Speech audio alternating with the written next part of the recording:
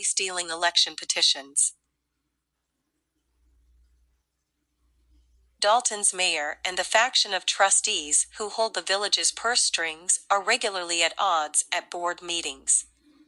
Over the weekend, tensions escalated when Mayor Riley Rogers pressed charges to law enforcement officials against trustee Valeria Stubbs for allegedly interfering with a woman circulating petitions outside of a local food for less at his behest. Stubbs, 60, grabbed a clipboard of petition papers out of the circulator's hands and yelled at her in such an unreasonable manner as to alarm and disturb her, the sworn complaint states. Rogers said he believes Stubbs, who was charged with disorderly conduct and theft, targeted the petition circulator because she opposed the ballot measures the woman was attempting to advance and feared for her own political life.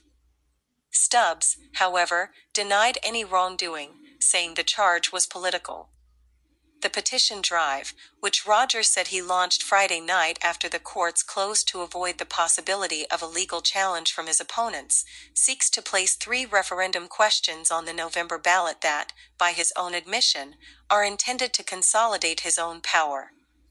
"Until I get a cooperative board, things won't get better," said Rogers, who on Monday, the deadline to submit local referendum petitions for the November ballot, presented nearly 1,000 signatures that his team collected over the weekend.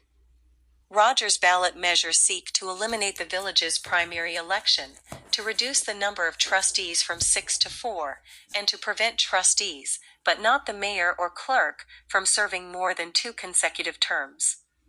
"I think the community realizes how difficult it's been to move the community forward with a disrespectful and uncooperative board," he said.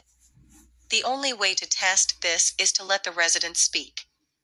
Stubbs disputed the mayor's version of events that led to her arrest and said she was unaware of his involvement with the petitions when she took the circulator's clipboard on Saturday afternoon.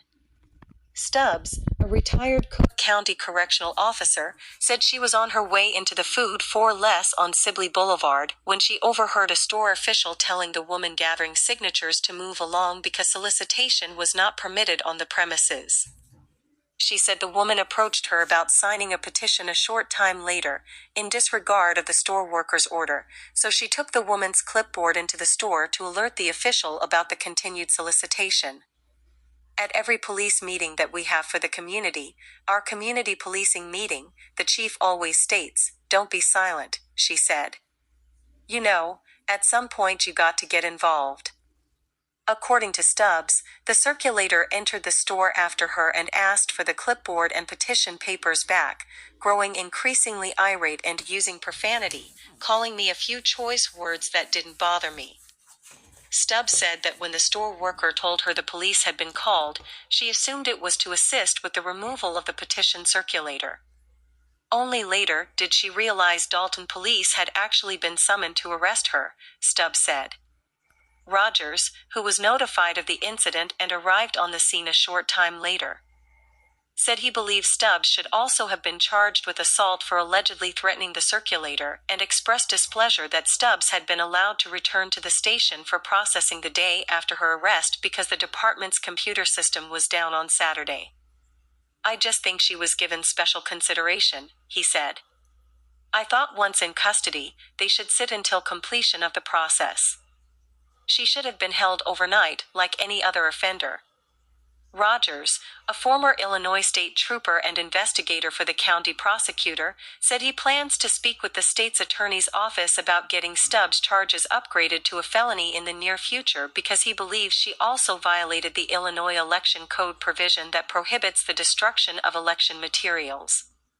He said the approximately 30 signatures that Stubbs allegedly took from his petition circulator have not been recovered. Stubbs, who is due in court on September 5th, said she believes the charges are trumped up and politically motivated. "I just think it's deplorable for them to have done that to me," she said.